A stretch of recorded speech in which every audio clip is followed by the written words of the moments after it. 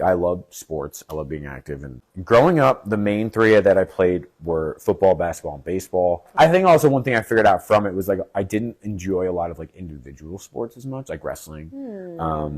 I enjoyed team sports, like working together with people and like trying to figure it out. You would get energy from, like the Scorpio sun would get energy from being around an entire group. Like going, oh, this is what we're doing.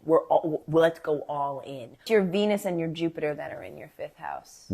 So yeah, you love anything that brings you into a childlike energy, anything that gives you fun and laughter and anything that's creative.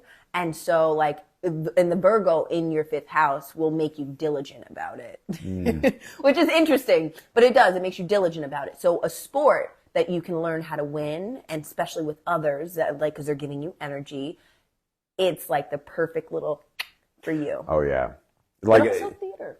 Yeah, theater. I always have like in the back. I have games always in the back of my car. And like I bring them and I'll be like, hey, do people have any interest in playing like one of these different types of games? For a lot of my childhood, there's a game like a trading card game called Magic the Gathering. I may have mentioned it once before. You have. But so with that, growing up, there used to be a thing called Friday Night Magic, which you would go to like a local hobby shop. They would have little tournaments. Like a lot of it would be like, you know, you build a deck of cards from these cards that you get on the spot.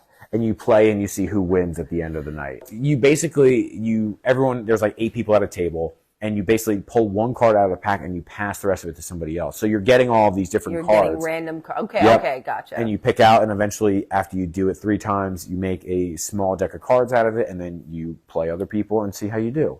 You're a wizard, Brian. Made by Wizards of the Coast, so it would make sense. It would make sense.